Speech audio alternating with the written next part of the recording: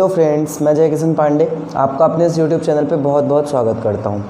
एक बार फिर से हम यहाँ पे electrophilic substitution reaction in on हेलोएरिन्स को देखेंगे, क्योंकि लास्ट वीडियो जो था उसमें लाइट का प्रॉब्लम था। सन उस दिन बार बार निकल रहा था, छिप जा रहा था। मैं इस हफ्ते तक इसमें लगा लूँगा गाइज नया लाइट, तो आपको विजिबिलिटी का प्रॉब्लम नहीं होगा, है ना। फिर अपना खुद का लाइट रहेगा, सन से कोई डिपेंडेंट नहीं रहेगा। वीडियो हम जब चाहेंगे तब बना पाएंगे, जब चाहेंगे तब अपलोड कर पाएंगे। क्या है, लाइट नहीं है तो मेरे को भी समस्या होता है कि मेरे को सिर्फ दिन में ही वीडियो बनाना रहता है। दिन में नॉइज़ वगैरह सब बहुत ज़्यादा होता है। अब थोड़ा सा सर का जो साउंड आता है वो तो पंखे का है। पंखा अगर नहीं चलाऊँगा तो बहुत ज़्यादा गर्मी, फिर प्रॉब्लम होगा मेरे को, ठीक है। इसलिए मैं पंखा को चला देता हूँ, ठीक है। तो उसका बहुत ज़्यादा नॉइस इफ़ेक्ट तो नहीं आता है वीडियो में, लेकिन जैसे गाड़ी वगैरह पार होता है सुबह टाइम पे तो उसका दिक्कत होता है मुझे, है ना। वीडियो कई बार मुझे पॉज करने पड़ते हैं, कई बार एडिट करना पड़ता है बहुत ज़्यादा कि साउंड ज़्यादा आ जाता है। कई बार आपको वीडियो में सुनाई देता होगा। तो लाइट मैं खुद से लगाने का सोच ही रहा हूँ, क्योंकि उसके बाद फिर मैं ऐसे टाइम पे वीडियो बना पाऊँगा जहाँ पे ज़्यादा नॉइस ना हो, है ना। तो देख लेते हैं फिर कि इलेक्ट्रोफिलिक सब्स्टिट्यूशन रिएक्शन क्या होता है। तो वही सब कंटेंट फिर मैं आपको यहाँ पे बताऊँगा। आप चाहें तो वो वीडियो भी देख सकते हैं, आप चाहें तो ये वीडियो भी देख सकते हैं। दोनों पार्ट 9 करके ही अपलोडेड रहेगा, ठीक है गाइस। तो चलिए देखते हैं, फटाफट से स्टार्ट कर लेते हैं ज़्यादा टाइम पास किए बिना, है ना। इलेक्ट्रोफिलिक सब्स्टिट्यूशन रिएक्शन, देखिए इलेक्ट्रोफाइल क्या होता है और इलेक्ट्रोफिलिक सब्स्टिट्यूशन रिएक्शन क्या होता है, पहले इसको समझते हैं। देखिए क्या होगा कि जैसे ये हेलोएरिन हम यहाँ पे ले लेते हैं, ये हो गया हेलोएरिन्स, ठीक है।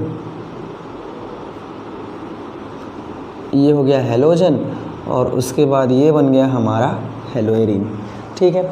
इस पे कोई इलेक्ट्रोफाइल अटैक करता है, कोई इलेक्ट्रोफाइल अटैक करता है। इलेक्ट्रोफाइल मतलब E+ से उसको रिप्रेजेंट किया जाएगा। जैसे हमने न्यूक्लियोफाइल को Nu- से रिप्रेजेंट किया था, वैसे ही इलेक्ट्रोफाइल को E+ से रिप्रेजेंट किया जाता है, ठीक है। अब ये अटैक करेगा तो यहाँ पे कोई कैटालिस्ट वगैरह होता है। दो पॉसिबिलिटी बनती है, या तो ये ऑर्थो पोजीशन पे अटैक कर सकता है इलेक्ट्रोफाइल, या तो ऑर्थो पोजीशन पे अटैक करेगा और वहाँ से हाइड्रोजन सब्स्टिट्यूट करेगा, या फिर पैरा पोजीशन पे अटैक करेगा और वहाँ से हाइड्रोजन सब्स्टिट्यूट करेगा और खुद वहाँ पे अटैच हो जाएगा, ठीक है। तो दो प्रोडक्ट यहाँ पे बनते हैं, एक तो बनता है ऑर्थो प्रोडक्ट और दूसरा बनता है पैरा प्रोडक्ट, ठीक है। तो देखिए अब आपको पता होगा कि यहाँ पे कौन सा ऑर्थो पोजीशन होता है, कौन सा पैरा पोजीशन होता है। जो मेन फंक्शनल ग्रुप है, अभी अब यहाँ पे तो मेन फंक्शनल ग्रुप ये X है, तो मेन फंक्शनल ग्रुप का जो नियरेस्ट कॉर्नर होगा वो होगा ऑर्थो। तो ये हो गया हमारा ऑर्थो और ये भी नियरेस्ट है, तो ये भी क्या हो जाएगा, ऑर्थो हो जाएगा। फंक्शनल ग्रुप से जो सेकेंड नियरेस्ट होगा वो क्या होगा, वो होगा आपका मेटा पोजीशन। क्या होगा, मेटा पोजीशन। तो दो मेटा पोजीशन की पॉसिबिलिटी है। और जो ऑपोजिट डायरेक्शन में होता है, जो मेन फंक्शनल ग्रुप है हमारा, उसके ऑपोजिट डायरेक्शन का जो पोजीशन होता है उसको बोला जाता है पैरा पोजीशन, ठीक है। तो अब आपको समझ में आ गया होगा, किसी बेंजीन रिंग में अगर कोई फंक्शनल ग्रुप जुड़ा है तो याद रखिएगा, अगर फंक्शनल ग्रुप नहीं जुड़ा है तो कोई ऑर्थो मेटा पैरा पोजीशन नहीं होता। फंक्शनल ग्रुप अगर जुड़ा है तभी हम उसको ऑर्थो मेटा पैरा पोजीशन बोलेंगे। आ रहा है समझ में। तो यहाँ पे फंक्शनल ग्रुप जुड़ा है, उसके नियरेस्ट ऑर्थो, सेकेंड नियरेस्ट जो है वो मेटा, और जो सबसे ज़्यादा दूर में है, जो 180 डिग्री में है, वो है आपका पैरा पोजीशन, ठीक है। तो यहाँ पे जो सब्स्टिट्यूशन होगा इलेक्ट्रोफिलिक सब्स्टिट्यूशन, वो मेटा पोजीशन पे नहीं होता है, वो होता है ऑर्थो एंड पैरा पोजीशन पे। तो यहाँ पे जो प्रोडक्ट की पॉसिबिलिटी है वो क्या क्या यहाँ पे बन सकता है, देखिए यहाँ पे ऑर्थो सब्स्टिट्यूएंट प्रोडक्ट जब बनेगा, ठीक है, ऑर्थो सब्स्टिट्यूएंट प्रोडक्ट जब बनेगा तो ये तो हो गया हमारा मेन फंक्शनल ग्रुप। और उसके बाद यहाँ पे जब ऑर्थो सब्स्टिट्यूएंट प्रोडक्ट बनेगा तो इलेक्ट्रोफाइल यहाँ जुड़ जाएगा और इसको हम लोग बोलते हैं ऑर्थो सब्स्टिट्यूएंट प्रोडक्ट, ठीक है। इसको क्या बोलेंगे, ऑर्थो सब्स्टिट्यूएंट प्रोडक्ट जो है वो बोला जाता है। हाँ क्लियर दिख रहा है गाइस, कोई दिक्कत नहीं है, ठीक है। और यहाँ पे इसी में अगर हम देखें तो ये हमारा बन गया हेलोएरिन, और इसमें जो प्रोडक्ट बनता है यहाँ से अगर इलेक्ट्रॉन फाइल जुड़ जाए तो इसको बोलते हैं para substituent product,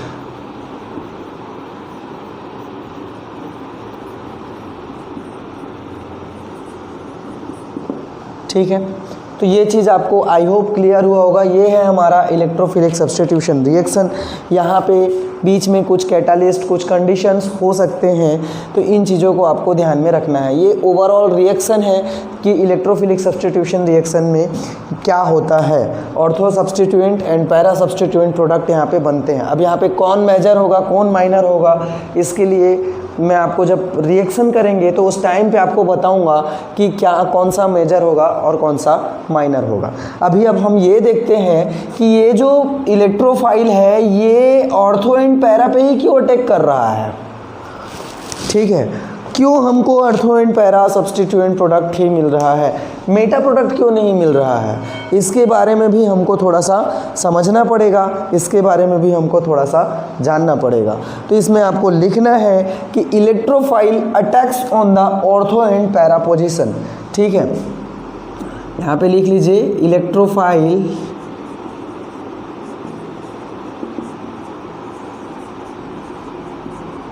attacks on ortho and para position in haloarenes because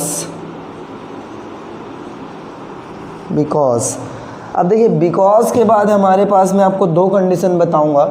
एक तो ये बताऊंगा कि यहाँ पे क्यों जो इलेक्ट्रोफाइल है वो यहाँ पे अटैक करता है हेलोएरिन मतलब ऑर्थो एंड पैरा पोजीशन पे। ठीक है, बिकॉज ऑफ रेजोनेंस लिख लो, resonance in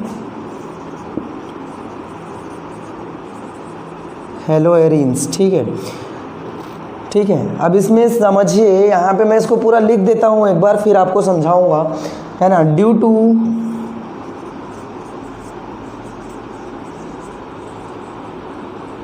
resonance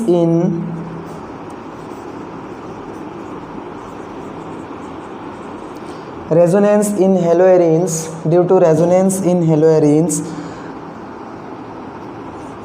electron density increases at ortho and para position and electrophile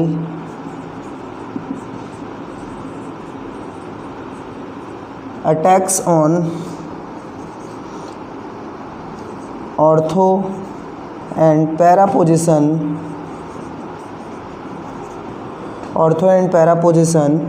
to give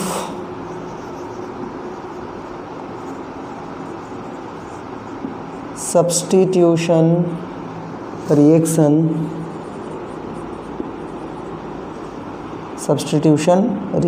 ठीक है, सब्स्टिट्यूशन रिएक्शन देने के लिए यहाँ पे ऑर्थो एंड पैरा पोजीशन पे ये अटैक करता है। तो ये चीज़ आपको समझ में आना चाहिए कि यहाँ पे रेजोनेंस की वजह से ऐसा रिएक्शन जो है वो होता है। इसके बाद आपको यहाँ पे रेजोनेटिंग स्ट्रक्चर बनाने हैं, तो रेजोनेटिंग स्ट्रक्चर मैं आपको अभी समझाता हूँ, लेकिन उससे पहले यहाँ पे जगह छोड़ दीजिएगा आप रेजोनेटिंग स्ट्रक्चर बनाने के लिए। जब मैं रेजोनेटिंग स्ट्रक्चर बनाऊँगा तो आप इसके नीचे बनाइएगा। ठीक है, तो चलिए अब यहाँ पे हम लोग देखते हैं, आप इसको लिख लीजिए।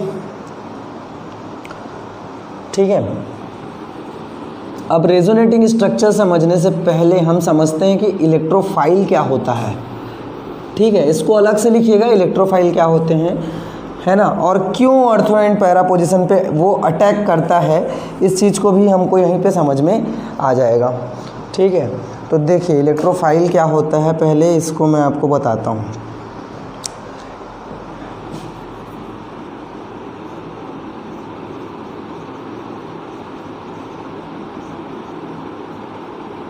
इलेक्ट्रोफाइल, यहाँ पे ये दो वर्ड हमको दिखाई दे रहा है,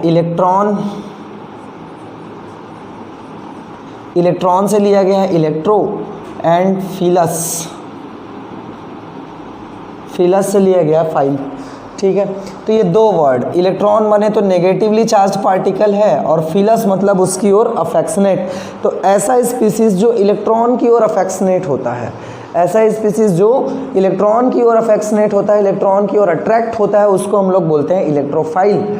ठीक है, अब देखो इलेक्ट्रॉन में है नेगेटिव चार्ज, तो इलेक्ट्रॉन की ओर अट्रैक्ट होने के लिए कौन सा चार्ज होना चाहिए, तो उसके लिए होना चाहिए positive charge, because opposite charges attract each other and same charges repel each other, हमको पता है। तो यहाँ पे अगर नेगेटिव है तो इसकी ओर अट्रैक्ट होने वाले के पास क्या होना चाहिए, पॉजिटिव चार्ज होना चाहिए, तभी वो उसकी ओर अट्रैक्ट होगा। तो यहाँ पे हम इलेक्ट्रोफाइल को बोल सकते हैं, इलेक्ट्रोफाइल को हम बोल सकते हैं, इलेक्ट्रोफाइल्स आर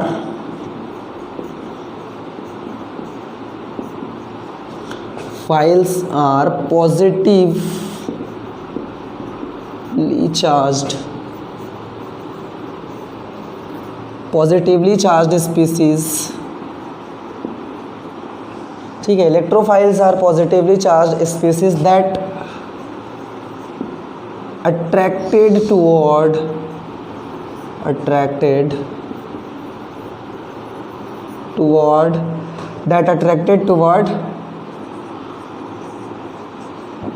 negatively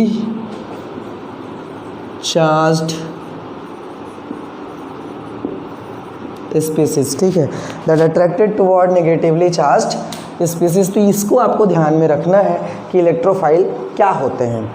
ठीक है, अब जितने मतलब पॉजिटिवली चार्ज स्पीसीज होंगे, जैसे Na+, ठीक है, H+, समझ में आ रहा है, NO2+, Cl+, SO3H+, आ रहा है समझ में, है ना। तो ये सब जो है CH3+, CH3, CO+, ये सभी क्या है, इलेक्ट्रोफाइल हैं, और ये सभी जो है सब्स्टिट्यूशन रिएक्शन देते हैं, इलेक्ट्रोफिलिक सब्स्टिट्यूशन रिएक्शन देते हैं।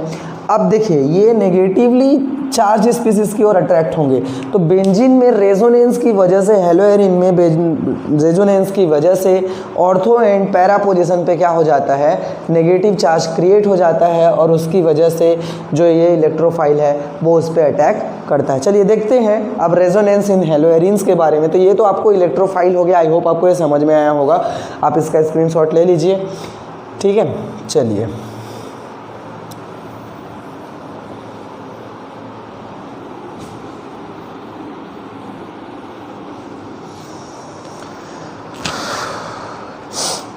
तो देख रहे थे हम रेजोनेंस।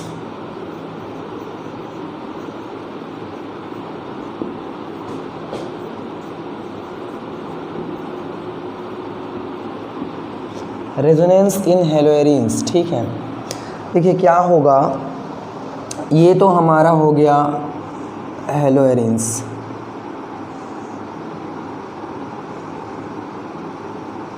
ठीक है, ये हो गया हमारा हेलोएरिन। देखिए किसी भी हेलोजन का, जैसे मैं आपको क्लोरीन के एग्जांपल से समझाता हूँ, अगर हम इसका इलेक्ट्रॉनिक कन्फिगरेशन देखें तो 1s2, 2s2, 2p6, 3s2 and 3p5 होता है।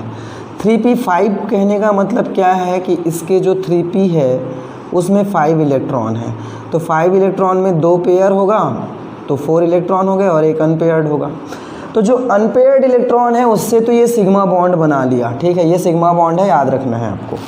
ठीक है, जो हेलोजन जो है कार्बन के साथ, बेंजीन रिंग के कार्बन के साथ जो बॉन्ड बनाता है वो सिग्मा बॉन्ड होता है। ठीक है, बाकी जो 2 पेयर्ड इलेक्ट्रॉन बच जाते हैं वो in the form of lone pair इस पे रहते हैं। ठीक है, तो ये लोन पेयर हो गया जी। ठीक है, आई होप आपको समझ में आ रहा होगा कि यहाँ पे लोन पेयर कहाँ से पैदा हुआ और कैसे आया। ठीक है, तो ये जो अनपेयर्ड इलेक्ट्रॉन है वो यहाँ पे लोन पेयर के फॉर्म पे प्रेजेंट है। अब देखिए ये जो बेंजीन रिंग है इसको बोला जाता है कंजुगेट सिस्टम। कंजुगेट सिस्टम कहने का मतलब ये है कि कहीं पे अगर alternate single bond double bond अपने को दिखाई दे रहा है तो उसको कंजुगेट सिस्टम बोला जाता है। तो यहाँ पे हमको alternate single bond double bond दिखाई दे रहा है, आप देख सकते हो यहाँ पे ये डबल बॉन्ड है, फिर सिंगल बॉन्ड है, फिर डबल बॉन्ड है, फिर सिंगल बॉन्ड है, फिर डबल बॉन्ड है, फिर सिंगल बॉन्ड है। ठीक है, तो ये जो है 6 बॉन्ड टोटल बने हुए हैं, जिसमें से 3 डबल बॉन्ड है और 3 जो है सिंगल बॉन्ड है। तो अल्टरनेट हमको क्या दिखाई दे रहा है, डबल बॉन्ड सिंगल बॉन्ड दिखाई दे रहा है। अब जब alternate double bond single bond दिखाई देता है, कंजुगेट सिस्टम होता है और उसके साथ साथ हेलो लोन पेयर भी जुड़े हुए रहते हैं। तो लोन पेयर जब जुड़े हुए रहते हैं तो वहाँ पे रेजोनेंस होता है, ठीक है, वहाँ पे रेजोनेंस की पॉसिबिलिटी बनती है। अब देखिए क्या होगा कि ये जो लोन पेयर है इसको ये क्या करेगा, इस कार्बन को डोनेट करेगा, क्योंकि हेलोजन जो है जिस कार्बन से जुड़ा हुआ है उस कार्बन को लोन पेयर को डोनेट करेगा। तो जिस कार्बन से वो जुड़ा हुआ है वो क्या कर रहा है, उसके पास पाई इलेक्ट्रॉन भी है, इस कार्बन के पास पाई इलेक्ट्रॉन भी है, तभी तो डबल बॉन्ड बनाया, ठीक है। तो इसमें जितने कार्बन है, बेंजीन में जितने 6 कार्बन होते हैं सभी के पास 1 पाई इलेक्ट्रॉन होता है। इस चीज़ को याद रखिएगा। हकल के रूल के हिसाब से अगर हम 4n+2, ठीक है, 4n+2 वाला जो रूल है हकल का, उसके हिसाब से n=1 रखें तो यहाँ पे क्या है 6 पाई इलेक्ट्रॉन्स हैं। तो 6 पाई इलेक्ट्रॉन्स क्या हो जाएगा, यहाँ पे 6 कार्बन है तो 6 के 6 कार्बन के पास 1 पाई इलेक्ट्रॉन होता है, इसीलिए ये alternate double bond single bond बनाता है, ठीक है। तो आपको हकल का रूल भी याद होना चाहिए एरोमेटिसिटी के लिए, ठीक है। तो अब देखिए जब ये क्या करेगा, हेलोजन अपना लोन पेयर देगा जिस कार्बन से वो जुड़ा है उस कार्बन को, तो उस कार्बन के पास क्या है, पाई इलेक्ट्रॉन है। तो पाई इलेक्ट्रॉन क्या हो जाएगा भाई, अब कार्बन पे इलेक्ट्रॉन डेंसिटी अगर इंक्रीज हुई तो पाई इलेक्ट्रॉन जो होते हैं वो लूज रहते हैं, है ना, ज़्यादा उसमें फोर्स ऑफ अट्रैक्शन नहीं होता, क्योंकि बॉन्डिंग में पार्टिसिपेट किए नहीं रहते हैं वो लोग, ठीक है। ठीक है, आप हाइब्रिडाइजेशन का केस पढ़ेंगे तो आपको समझ में आएगा कि पाई बॉन्ड अनहाइब्रिडाइज्ड ऑर्बिटल से बनता है, ठीक है। तो यहाँ पे हाइब्रिडाइजेशन में या बॉन्डिंग में पार्टिसिपेट किए नहीं रहते, इसलिए जो है पाई बॉन्ड बनता है और वो लूज होते हैं। तो जब ये लोन पेयर इस कार्बन पे आएगा तो पाई बॉन्ड क्या हो जाएगा, रिपल्स हो जाएगा और दूसरे कार्बन पे चला जाएगा, ऑब्वियस सी बात है, ठीक है, दूसरे कार्बन पे चला जाएगा। अब जब दूसरे कार्बन पे जाएगा तो इलेक्ट्रॉन डेंसिटी क्या हो जाएगी, दूसरे कार्बन पे इंक्रीज हो जाएगी, ठीक है। अब देखो यहाँ पे हेलोजन के साथ क्या होगा, हेलोजन के पास लोन पेयर थे, उसने डोनेट किया तो हेलोजन पे इलेक्ट्रॉन की कमी हो गई, तो हेलोजन पे क्या आएगा, पॉजिटिव चार्ज आ जाएगा। क्या आ जाएगा, पॉजिटिव चार्ज आ जाएगा और ये 2 लोन पेयर तो रहेंगे। साथ ही साथ यहाँ पे ये जो सिंगल बॉन्ड दिखाई दे रहा है उसमें पार्शियल डबल बॉन्ड का कैरेक्टर आ जाएगा और यहाँ पे जो कार्बन है उस पर क्या आ जाएगा, नेगेटिव चार्ज आ जाएगा और ये है जो डबल बॉन्ड ये वाला वो ख़त्म हो जाएगा। तो ये डबल बॉन्ड और ये डबल बॉन्ड अपने को दिखेगा। अब देखिए सेम कंडीशन फिर है। अब यहाँ पे अगर इलेक्ट्रॉन जो है वो आ जाता है तो यहाँ पे जो पाई इलेक्ट्रॉन था वो क्या हो जाएगा, वो ट्रांसफ़र होगा और वो आएगा इस कार्बन पे। अब इस कार्बन पे जब इलेक्ट्रॉन आया तो यहाँ से क्या हो जाएगा, ये पाई इलेक्ट्रॉन इस कार्बन पे आ जाएगा। समझ में आ रहा है? तो उसकी वजह से क्या होगा,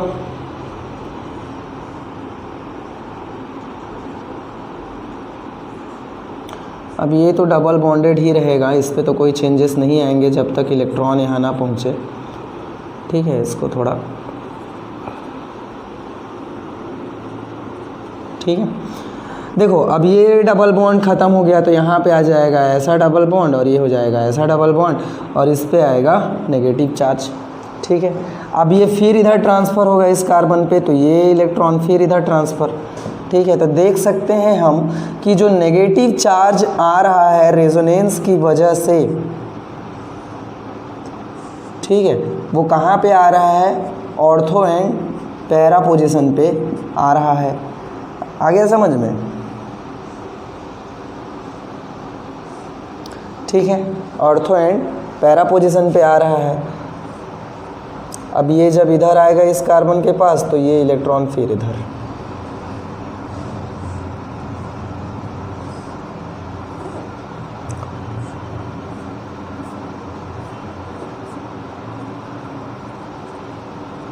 ठीक है। तो ये जो है these are known as the resonating structure.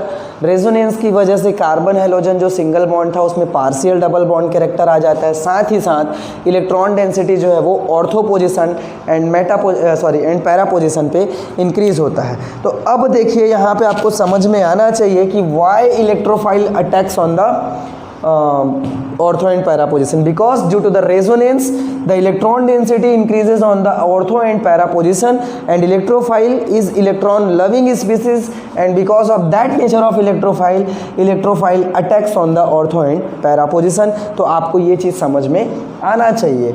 Meta position पे क्यों अटैक नहीं कर रहा है, because there is no electron density increased, on the meta position. Meta position पे कोई भी इलेक्ट्रॉन डेंसिटी इंक्रीज नहीं होती है। अब इलेक्ट्रॉन डेंसिटी अगर मेटा पोजीशन पे इंक्रीज नहीं हो रही है तो इलेक्ट्रॉन लविंग स्पीसीज वहाँ पे अटैक कैसे करेगा? ठीक है, वहाँ पे इलेक्ट्रॉन होना चाहिए ना भाई। आपको जो चीज़ पसंद होती है, आप जिस चीज़ की ओर अफेक्शनेट होते हो वो आपको सामने मिलेगी तो उसकी ओर जाओगे ना, होगी ही नहीं तो थोड़ी जाओगे। तो सेम कंडीशन है, इलेक्ट्रोफाइल जो है वो इलेक्ट्रॉन की ओर अट्रैक्ट होता है और मेटा पोजीशन पे इलेक्ट्रॉन डेंसिटी है ही नहीं, दोनों साइड में नहीं है, आप देख सकते हो। ठीक है, तो उसकी वजह से मेटा पोजीशन पे इलेक्ट्रोफाइल जो है वो अटैक करता ही नहीं। Electron density does not increase on the meta position due to the resonance and because of that क्या बोलते हैं on increment of electron density on the meta position, electrophile does not attacks on the meta position for the electrophilic substitution reaction। तो I hope आपको ये चीज़ें समझ में आई होंगी कि क्या होता है। ठीक है, अब इसके बाद मैं बात करता हूँ कि electrophilic substitution reaction takes place in the drastic condition sorry. ठीक है, क्या है, एक पॉइंट और आप यहाँ पे लिखेंगे, electrophilic substitution reaction takes place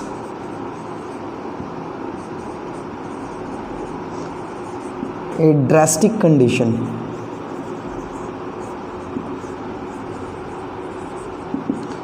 ठीक है, अब ड्रास्टिक कंडीशन का मतलब क्या होता है? ड्रास्टिक कंडीशन मतलब एब नॉर्मल कंडीशन। नॉर्मल कंडीशन पे नहीं होता, हमको या तो हाई प्रेशर रखना पड़ेगा, हाई टेम्परेचर रखना पड़ेगा, या फिर कोई कैटालिस्ट यूज़ करना पड़ेगा। अब कैटालिस्ट मतलब समझ रहे हो, वो उसको नॉर्मल तो नहीं बोल सकते ना। नॉर्मल रिएक्शन मतलब क्या है? जैसे कोई रिएक्शन अपने आप पक गया, जैसे फ्रूट जो है वो अपने आप पक गया, पेड़ पे पक गया, तो नॉर्मल रिएक्शन है, समझ में आ रहा है। लेकिन उसको पकड़ के पैरा में डाल के उसमें कार्बाइड डाल के उसको पकाएंगे तो वो नॉर्मल थोड़ी है, वो तो हमारा एफर्ट लगा रहे हैं ना, ड्रास्टिक है वो कंडीशन। क्योंकि कार्बाइड ज़्यादा हो जाएगा तो वहाँ पे साइनाइड वाइनाइड बनने का भी चांस रहता है। ठीक है, समझ में आ रहा है? तो बहुत सारी चीज़ें हो जाती है वहाँ पे, है ना। तो इलेक्ट्रोफिलिक सब्सटीट्यूशन रिएक्शन जो होता है वो ड्रास्टिक कंडीशन पे होता है, एब नॉर्मल कंडीशन पे होता है। Normally electrophilic substitution reaction does not take place in the haloarenes. तो उसका रीज़न क्या है? उसका रीज़न ये है कि ये जो हेलोएरिन है, देखिए यहाँ पे मैं फिर से बना देता हूँ हेलोएरिन को। हेलोएरिन जो है यहाँ पे ये जो हेलोजन है, halogen is more electronegative, halogen is more electronegative than carbon atom. ठीक है, अबे भाई हेलोजन इस कार्बन से जुड़ा हुआ है ना, हेलोजन जो है वो कार्बन से जुड़ा हुआ है और हेलोजन जो है वो ज़्यादा इलेक्ट्रोनेगेटिव है, तो क्या करेगा? यहाँ पे जो शेयर्ड इलेक्ट्रॉन है उसको वो अपनी ओर अट्रैक्ट करेगा। साथ ही साथ यहाँ पे जो इलेक्ट्रॉन है, ठीक है, यहाँ पे जो मतलब बेंजीन रिंग में जो इलेक्ट्रॉन है उनको भी वो क्या करेगा? अपनी ओर अट्रैक्ट करने की कोशिश करेगा। तो यहाँ पे इलेक्ट्रॉन का ट्रांसफ़र होगा थ्रू द सिग्मा बॉन्ड। ये डबल बॉन्ड नहीं है, डबल खिंचा गया ये, ठीक है, डबल बॉन्ड नहीं है, मोटा कर रहा हूँ इसको मैं। ठीक है, तो through the sigma bond electron की ट्रांसफ़र होगी थ्रू द सिग्मा बॉन्ड और उसको बोला जाता है इंडक्टिव इफेक्ट। ठीक है, क्या बोला जाता है? इंडक्टिव इफेक्ट बोला जाता है। तो ये जो हेलोजन होता है ना, that shows negative inductive effect, minus I effect इसको हम लोग बोलते हैं। जो हेलोजन होता है that show the minus I effect, and due to the minus I effect of the halogen group the electron density decreases on the benzene ring. ठीक है, अब रेजोनेंस की वजह से एर्थो एंड पैरा पोजिशन पे क्या होता है? इलेक्ट्रॉन डेंसिटी इंक्रीज होता है, but due to the minus I effect of the halogen group the electron density decreases on the benzene ring, और उसकी वजह से ये जो है बेंजीन रिंग को क्या कर देता है? डीएक्टिवेट कर देता है। Decreasing in the electron density on the benzene ring leads to the deactivation of the benzene ring. ठीक है, तो इसकी वजह से डीएक्टिवेट हो जाता है। अब देखो ये डीएक्टिवेट कर रहा है और ये जो होता है वो क्या होता है? एक्टिवेट कर रहा है। अब resonance is the pronounced on the negative inductive effect, है ना, लेकिन अब उतना ज़्यादा भी नहीं है, इसका भी इम्पैक्ट होगा, इसका भी इम्पैक्ट होगा। तो इस वजह से जो रिएक्शन होता है electrophilic that takes place on the drastic condition में ये होता है। तो आपको समझ में आ गया होगा कि ड्रास्टिक कंडीशन में क्यों हो रहा है? क्योंकि माइनस आई इफेक्ट होता है किसका? हेलोजन ग्रुप का। किसका? हेलोजन ग्रुप का। समझ में आ रहा है? तो due to the minus I effect of the halogen group. अब यहाँ पे इंडक्टिव इफेक्ट क्या है? इंडक्टिव इफेक्ट का मतलब होता है transfer of the electron through the sigma bond to permanently polarise the compound. ठीक है, transfer of electron through the sigma bond to permanently polarise the compound, that is known as the inductive effect. अब दो side होता है। आप मान लीजिए कि कोई इलेक्ट्रॉन निकाल सकता है, कोई इलेक्ट्रॉन अपनी ओर खींच सकता है, जैसे हैलोजन यहाँ पे अपनी ओर खींच सकता है। ठीक है, हैलोजन क्या कर सकता है? इलेक्ट्रॉन अपनी ओर खींच सकता है। तो उस कंडीशन में ये जो इलेक्ट्रॉन खींचने का जो कैपेसिटी है हैलोजन का, इलेक्ट्रॉन को अपनी ओर लेने का जो कैपेसिटी है, that will known as the negative inductive effect. और किसी में कैपेसिटी होती है कि वो इलेक्ट्रॉन दे सकता है, इलेक्ट्रॉन को डोनेट कर सकता है, तो इलेक्ट्रॉन दूसरी ओर ट्रांसफर करेगा, अपनी ओर नहीं करेगा, दूसरी ओर ट्रांसफर करेगा, तो उसको बोला जाता है पॉजिटिव इंडक्टिव इफेक्ट। तो यहाँ पे हैलोजन में क्या होता है? नेगेटिव इंडक्टिव इफेक्ट होता है और उसकी वजह से ड्रेस्टिक कंडीशन में होता है। तो आई होप आपको ये दोनों चीज़ें समझ में आई होंगी कि रेजोनेंस की वजह से ऑर्थो एंड पैरा पोजिशन पे इलेक्ट्रोफिलिक सब्स्टिट्यूशन रिएक्शन होगा, और -I effect of the halogen की वजह से क्या हो जाएगा? ये जो रिएक्शन है वो आपका होगा ड्रेस्टिक कंडीशन में। ठीक है फ्रेंड्स, आई होप आपको ये चीज़ें समझ में आई होंगी।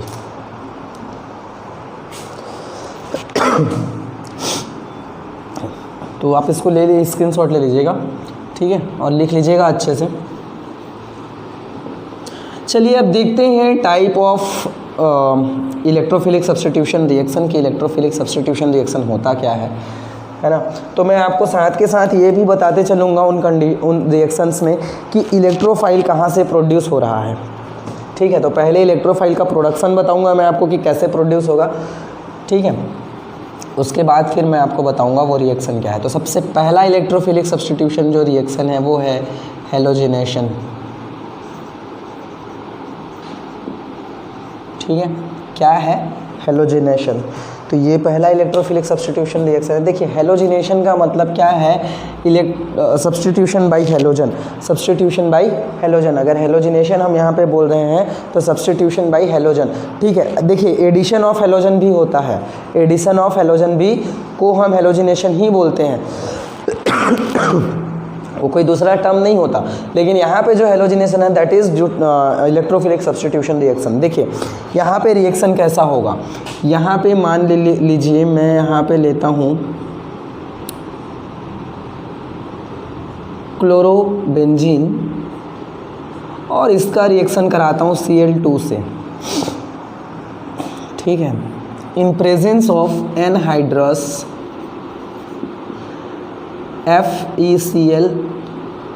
FeCl3। ठीक है, FeCl3। देखिए इलेक्ट्रॉन डेफिशिएंट कंपाउंड होता है FeCl3, है ना? इलेक्ट्रॉन डेफिशिएंट कंपाउंड है तो लुईस एसिड के जैसा काम करेगा। आ रहा समझ में? आई होप आपको इलेक्ट्रॉन डेफिशिएंट कंपाउंड्स वगैरह आते होंगे, है ना? नहीं आते हैं तो आप पहले उनको लर्न कीजिए। हालांकि मैं उससे रिलेटेड वीडियो बहुत जल्दी अपलोड कर दूंगा, लेकिन अभी तो फ़िलहाल अपलोड नहीं है उससे रिलेटेड वीडियो। ठीक है, और जब भी अपलोड करूंगा मैं लिंक डिस्क्रिप्शन में दे दूंगा, तो आप जब भी ये वीडियो देखेंगे तो एक बार डिस्क्रिप्शन चेक कर लीजिएगा। तो यहाँ पे क्या होगा कि ये जो है ना, इसकी वजह से Cl2 FeCl3 की वजह से इसमें होगा हेटेरोलिटिक बॉन्ड क्लीवेज। ठीक है, क्या होगा? Heterolytic bond cleavage. मैं इसको अलग से लिख के बता दूंगा। ठीक है, अब यहाँ पे जो प्रोडक्ट बनेगा वो बनेगा ऐसा। ये हो गया Cl और ये होगा Cl। ठीक है, ये ऑर्थो पे सब्स्टिट्यूएंट है और ये क्या हो जाएगा? Para substituent. ठीक है, इसका नेम होगा इस वाले का 1,2-डाइक्लोरोबेंजीन। ये इसका नेम होगा, है ना? ऑर्थो सब्स्टिट्यूएंट है। और ये जो बनेगा ये बनेगा हमारा माइनर प्रोडक्ट। माइनर क्यों बनेगा मैं बता रहा हूँ आपको। माइनर प्रोडक्ट बनेगा और ये क्या है? ये है 1,4-डाइक्लोरोबेंजीन। ठीक है, और ये जो हमारा बनेगा ये बनेगा मेजर प्रोडक्ट। ठीक है, समझ में आ रहा है कौन सा मेजर होगा कौन सा माइनर होगा? क्यों होगा इसको देखते हैं। क्यों होगा इसको देखते हैं। देखिए यहाँ पे ये जो दोनों सब्स्टिट्यूएंट ग्रुप हैं, अब दोनों सब्स्टिट्यूएंट क्योंकि दोनों सेम ग्रुप है, ठीक है, तो ये जो दोनों ग्रुप है वो पास पास है, बहुत ज़्यादा पास पास है, समझ में आ रहा है। अब पास पास होने की वजह से इनमें स्टेरिक हिंड्रेंस क्या होगा, हाई होगा। माइनर है क्योंकि यहाँ पे क्या है, हाई स्टेरिक हिंड्रेंस, क्या है, हाई स्टेरिक हिंड्रेंस, ठीक है। हिंड्रेंस मतलब तो समझ ही रहे होगे, रोक है ना, ऑब्स्टेकल्स, ठीक है। तो स्टेरिक हिंड्रेंस यहाँ पे ज़्यादा है, यहाँ पे भीड़ भाड़ ज़्यादा है, इसकी वजह से इसकी स्टेबिलिटी कम होगी, इट इज़ लेस स्टेबल, और उसकी वजह से क्या है, माइनर प्रोडक्ट है। और यहाँ पे ऑपोजिट डायरेक्शन में है तो इसकी वजह से यहाँ पे क्या होता है, लेस स्टेरिक हिंड्रेंस होता है, समझ में आ रहा है, लेस स्टेरिक हिंड्रेंस, तो इसकी वजह से इसकी स्टेबिलिटी ज़्यादा है और वो जो है मेजर प्रोडक्ट है। आई होप आपको ये समझ में आया होगा कि ऑर्थो ग्रुप में स्टेरिक हिंड्रेंस ज़्यादा होता है और स्टेबिलिटी कम होती है, इसलिए माइनर। पैरा ग्रुप में, पैरा जो प्रोडक्ट है वहाँ पे स्टेरिक हिंड्रेंस कम होता है और वो की स्टेबिलिटी ज़्यादा होती है और इसलिए वो मेजर प्रोडक्ट होता है। देखिए यहाँ पे क्या हो रहा है, इसमें देखिए ये Cl2 कैसे अटैक कर रहा है। Cl2 जो है ना, अगर इसमें होमोलिटिक बॉन्ड क्लीवेज हुआ, देखिए मैं इसको ऐसा लिख देता हूँ, होमोलिटिक बॉन्ड क्लीवेज, ठीक है, तो ये दोनों क्या होगा, ये Cl2 का मतलब है Cl, ये है Cl2। अब ये बॉन्ड आराम से बीचों बीच टूट जाएगा और ये अपना इलेक्ट्रॉन लेके बाहर, ये अपना इलेक्ट्रॉन लेके बाहर, तो यहाँ पे हमको 2 फ्री रेडिकल्स मिलेंगे, 2 फ्री रेडिकल्स मिलेंगे होमोलिटिक बॉन्ड क्लीवेज में। अब अगर यहीं पे हेट्रोलिटिक बॉन्ड क्लीवेज होता है, हेट्रोलिटिक बॉन्ड क्लीवेज होता है, देखिए हेट्रोलिटिक बॉन्ड क्लीवेज क्यों होगा, क्योंकि इसके पास एक लोन पेयर और इसके पास इलेक्ट्रॉन की कमी। अब ये क्या करेगा, ये अपना इलेक्ट्रॉन उसको दे देगा, जब देगा तो इसके लिए इलेक्ट्रॉन डेंसिटी कम हो जाएगी और ये शेयर्ड इलेक्ट्रॉन को अपनी ओर अट्रैक्ट करेगा और यहाँ पे क्या बन जाएगा ये शेयर्ड इलेक्ट्रॉन को अपनी ओर अट्रैक्ट कर लेगा और उसकी वजह से क्या हो जाएगा कि इस इलेक्ट्रॉन यहाँ से जब ये बॉन्ड टूटेगा तो इस पे हो जाएगी इलेक्ट्रॉन की कमी और इसके पास हो जाएगा इलेक्ट्रॉन ज़्यादा, तो एक बनेगा Cl+ और दूसरा बनेगा Cl-। अब ये जो Cl+ बना, that act as the electrophile and attack on the ortho and para position and form this type of substances. तो यहाँ पे याद रखना है कि due to the presence of FeCl3, Cl2 में क्या होता है, हेट्रोलिटिक बॉन्ड क्लीवेज होता है। क्या होता है, हेट्रोलिटिक बॉन्ड क्लीवेज होता है और ये Cl+ का फॉर्मेशन करता है और वही जो है वो अटैक करता है। आ गया समझ में कि यहाँ पे क्या हो रहा है, ठीक है, देख लीजिए आप, इसको लिख लीजिएगा अच्छे से, है ना। नेक्स्ट जो है हम देखते हैं नाइट्रेशन, नेक्स्ट जो है वो हम देखते हैं नाइट्रेशन। नाइट्रेशन क्या होता है, देखिए second type of reaction nitration. Nitration में नॉर्मली आपको याद रखना है कि reaction of nitric acid with hello arenes in the presence of concentrate sulphuric acid, in the presence of concentrate sulphuric acid, nitric acid का रिएक्शन हम कराते हैं, ठीक है, in presence of sulphuric acid. तो देखिए यहाँ पे सल्फ्यूरिक एसिड का जो रोल है वो क्या है, सल्फ्यूरिक एसिड का जो रोल है वो क्या होता है। देखिए इसको हम ऐसा भी लिख सकते हैं, ये जो HNO3 है इसको हम OHNO2 लिख सकते हैं, OHNO2 लिख सकते हैं। अब यहाँ पे H2SO4 जो है वो H+ आयन प्रोवाइड करेगा, H+ आयन इस पे अटैक करेगा क्योंकि ये नेगेटिव चार्ज है और ये पॉजिटिव चार्ज है, तो ये भी पॉजिटिव नेगेटिव पे अटैक करेगा, तो यहाँ पे -H2O होगा और हमारे पास क्या बचेगा, NO2+ बचेगा। अब ये जो NO2+ बचा, ये HNO3 का बता रहा हूँ मैं कि HNO3 क्यों रिएक्शन कर रहा है, H2SO4 का क्या रोल है, H2SO4 प्रोवाइड H+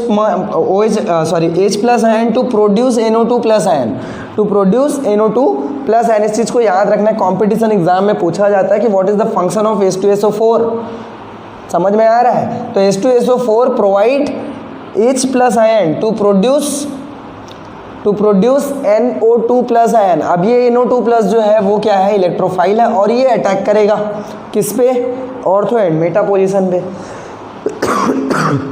आ रहा है समझ में। तो ओवरऑल रिएक्शन में यहाँ पे लिखता हूँ, पहले मैकेनिज्म तो छोड़िए, तो मैकेनिज्म हो गया, ठीक है। ओवरऑल रिएक्शन क्या होगा, ओवरऑल रिएक्शन होगा, ये हो गया हेलोजन और ये हो गया हमारा हेलोएरिन, और इसका रिएक्शन कराना है किसके साथ, HNO3 के साथ, in presence of H2SO4, concentrate H2SO4, concentrate H2SO4, इसको भी याद रखना है, ठीक है। कॉन्सेंट्रेट H2SO4 के साथ जब हम इसका रिएक्शन कराएंगे तो व्हाट विल हैपन, ये रिएक्शन पहले होगा और NO2 प्लस आयन प्रोड्यूस होगा। अब यहाँ से जो NO2 प्लस आयन प्रोड्यूस हुआ है वो ऑर्थो एंड पैरा पोजिशन पे अटैक करेगा and we will get this type of product, ortho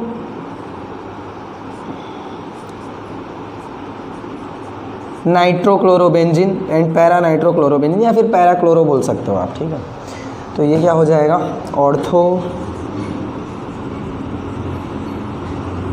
ऑर्थोक्लोरो nitrobenzene, ठीक है, बेंजीन, ठीक है। और ये क्या हो जाएगा,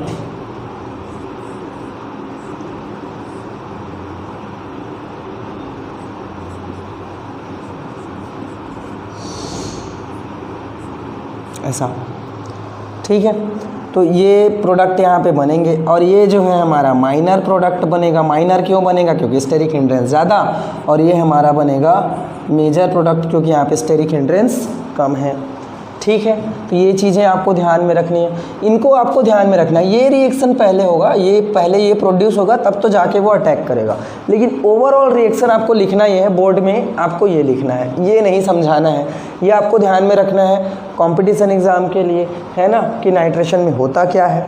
इसके बाद जो थर्ड रिएक्शन है उसको बोलते हैं सल्फोनेशन। सल्फोनेशन में क्या होता है, reaction of halo alkanes and halo arenes with concentrate H2SO4, H2SO4 के साथ रिएक्शन कराते हैं। H2SO4 के साथ जब रिएक्शन कराते हैं तो देखो H2SO4 को हम लिख सकते हैं OHSO3H, ये लिख सकते हैं, H2SO4 हो गया। अब यहाँ पे जब बहुत सारे मॉलिक्यूल होंगे ना, तो ये तो एक H2SO4 हो गया, दूसरा H2SO4 प्रोवाइड करेगा H+, और ये इस पर अटैक करेगा और माइनस H2O बाहर, और यहाँ पे क्या बना, SO3H+ बना, ये इलेक्ट्रोफाइल बना। ये इलेक्ट्रोफाइल अब अटैक करेगा जी, है ना।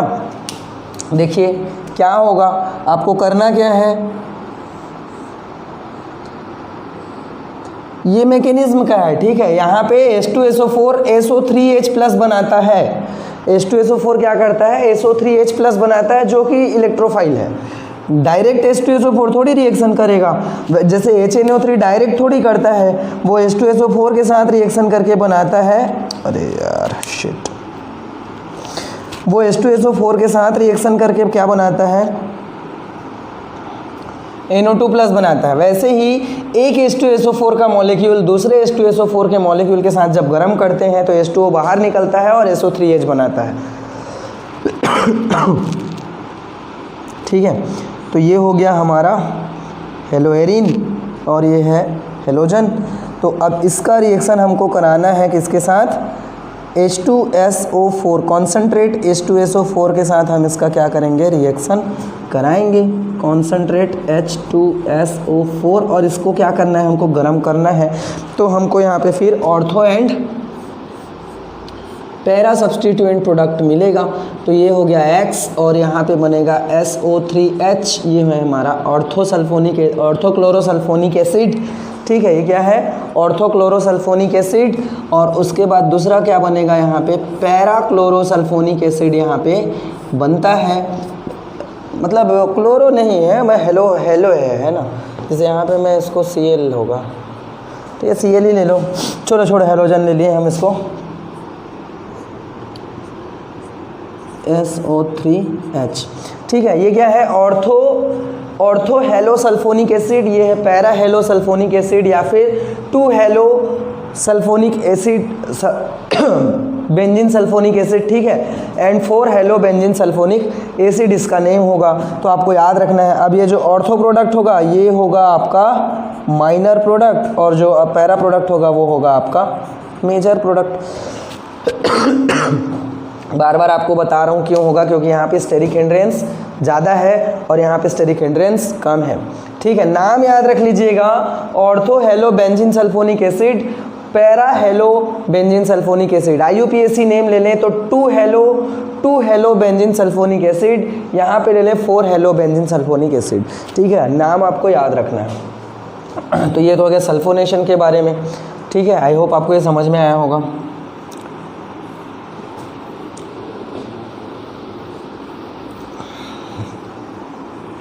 लास्ट है फ्रीडल क्राफ्ट रिएक्शन। ठीक है, लास्ट है फ्रीडल क्राफ्ट रिएक्शन। 3 हुआ ना, नाइट्रेस हेलोजिनेशन, नाइट्रेशन, सल्फोनेशन, 4th है फ्रीडल क्राफ्ट।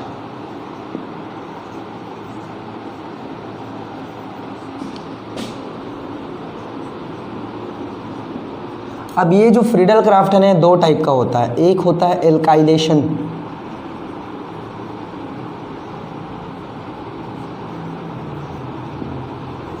ठीक है। एल्काइलेशन का मतलब है introduction of the alkyl group, introduction of the alkyl group on हेलोएरिन्स, introduction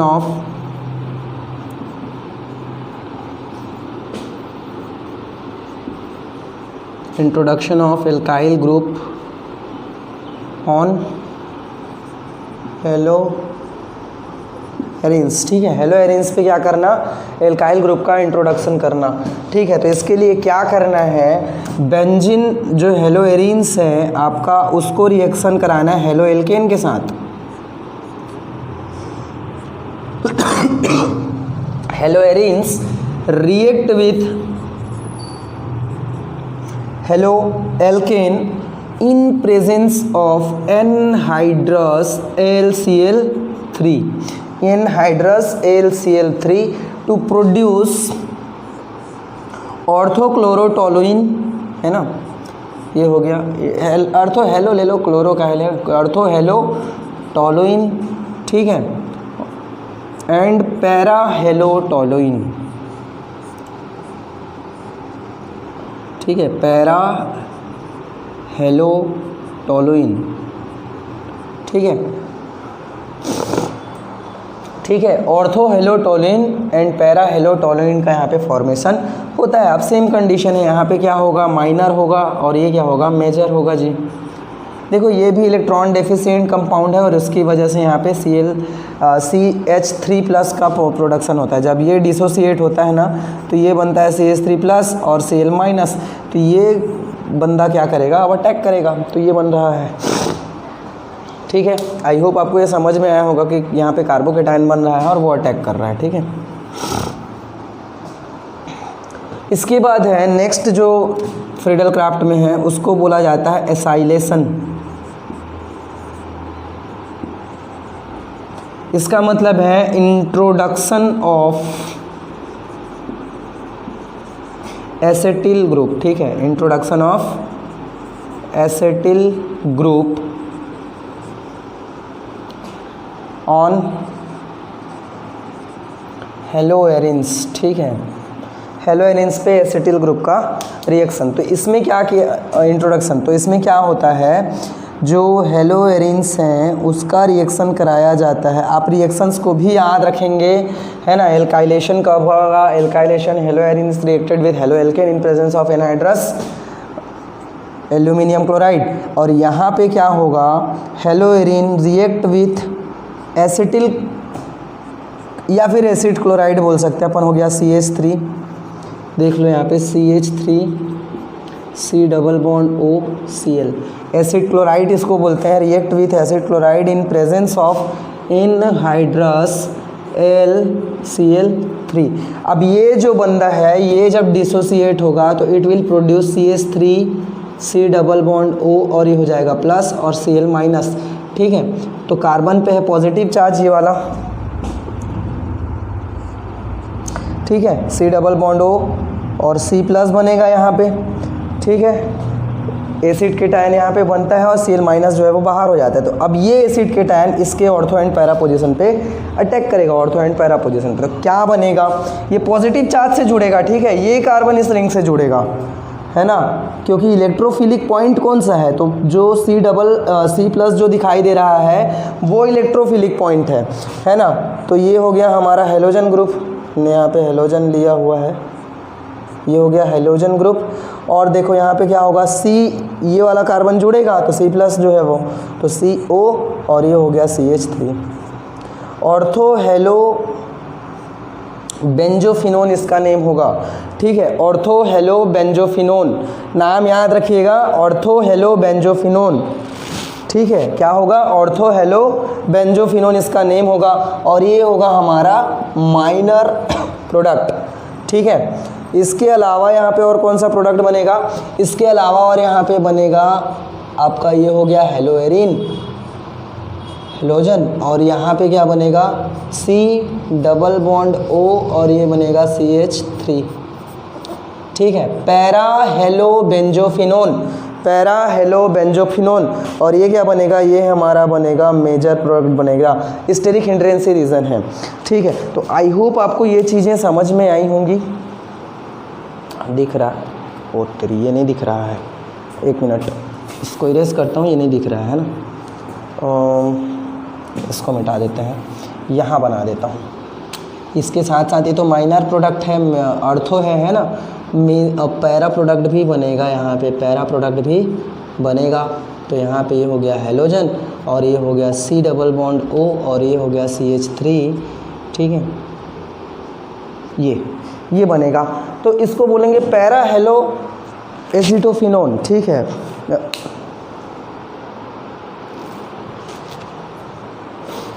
para halo benzophenone, sorry acetophenone बोल दिया था, पैरा हेलो बेंजोफिनोन इसको बोलेंगे, और ये ऑर्थो हेलो बेंजोफिनोन इसका नाम है। तो ये नेम आपको याद रखने हैं, ठीक है। ये अभी भी थोड़ा सा कट रहा है, एडजस्ट कर लेना।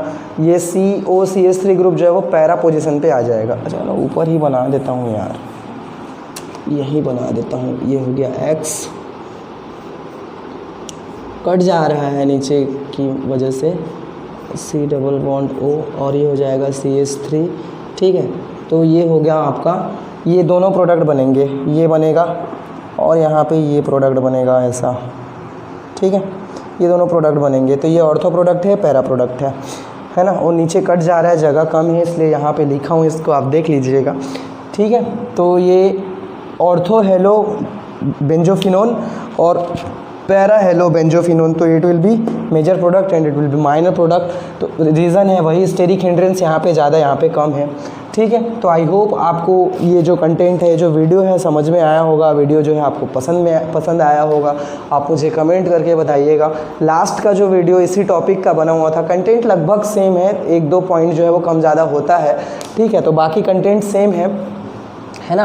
तो लास्ट जो वीडियो था उसमें क्या हुआ था, लाइट का प्रॉब्लम हो गया था, बार बार सन जो है निकल रहा था, छिप जा रहा था। आज भी थोड़ा सा हुआ है, बट आई होप आज उतना ज़्यादा प्रॉब्लम नहीं हुआ होगा लाइट का, ठीक है गाइस। तो आपको समझ में आई होंगी चीज़ें, और लाइट प्रॉब्लम की वजह से ये वीडियो मेरे को फिर से बनाना पड़ा है, ताकि आपको विजिबिलिटी का प्रॉब्लम ना हो, आपको प्रॉब्लम फेस ना करना पड़े। हालाँकि मैंने उस वीडियो को प्राइवेट नहीं किया है अभी तक, आप चाहें तो वो वीडियो भी चेक कर सकते हैं, और आप मुझे बताइएगा ज़रूर कि वो वीडियो आपको कैसा लग रहा है और ये वीडियो भी कैसा लग रहा है, ठीक है। आप कमेंट करके ज़रूर बताइएगा। वीडियो पसंद आए तो लाइक ज़रूर कीजिएगा, अपने दोस्तों तक शेयर ज़रूर कीजिएगा, ठीक है। सपोर्ट कीजिएगा मुझे, है ना, ताकि मैं आपको ऐसे ही केमिस्ट्री ईजी वे में समझाता रहूँ। Thank you guys, thank you for watching.